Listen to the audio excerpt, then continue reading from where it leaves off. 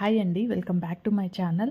పాయసము మనకు కొన్నిసార్లు చిక్కబడుతుంటుంది. ఎలా చెక్కబడకుండా నేను చెప్పే క్వాంటిటీతో చేయండి, చాలా యమ్మీగా చాలా టేస్టీగా వస్తుంది పాయసం. నేను ఇక్కడ 1 కప్ ఆఫ్ సేమియా తీసుకుంటున్నా. దీన్ని మంచిగా లో ఫ్లేమ్లో రెడ్ కలర్ వచ్చే వరకు ఇలాగా ఫ్రై చేసుకోండి. ఫ్రై చేసుకొని దీన్ని పక్కన పెట్టేసేయండి.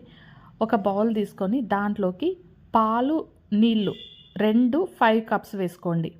పాలు ఒక 3 కప్పులు వేసుకుంటే నీళ్ళు ఒక 2 కప్పులు, అలాగా మీకు ఎంత ఇష్టమైతే అలాగా 5 కప్స్ పాలు, నీళ్ళు 2 కలిపి వేసుకొని మంచిగా మరిగించుకోండి.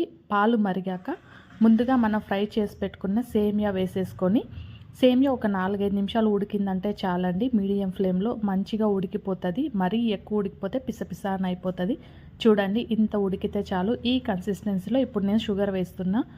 షుగర్ 4 స్పూన్లు వేసుకుంటున్నా. అండ్ దీనికి మెయిన్ ఇంగ్రీడియంట్స్ స్వస్తిక్ బాదం పౌడర్ అండి.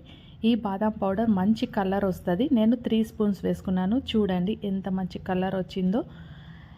ఈ స్టేజ్లో మీకు చక్కెర కావాలి ఇంకొద్దిగా అంటే వేసుకోండి, లేదంటే బాదం పౌడర్ వేసుకోవాలన్నా వేసుకోండి, అది మీ చాయిస్. ఇంకొద్ది కలర్ కావాలంటే బాదం పౌడర్ అయినా యాడ్ చేసుకోవచ్చు. ఇప్పుడు నేను యాలకుల పొడి వేసేసి ఇంకా పక్కన దించి పెట్టేస్తున్నాను.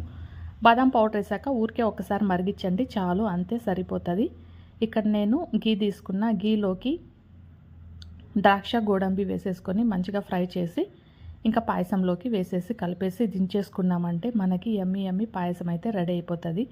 ఇది ఎంతసేపు ఉన్నా చిక్కబడదండి, చాలా బాగుంటుంది. ఒకసారి ఈ పద్ధతిలో ట్రై చేయండి, ఇంకా మీరైతే పెద్ద ఫ్యాన్ అయిపోతారు ఈ పాయసంకి, అంత బాగుంటుంది. అండ్ ఇలాంటి మంచి మంచి రెసిపీస్ కోసం నా ఛానల్ని అయితే సబ్స్క్రైబ్ చేసుకోండి.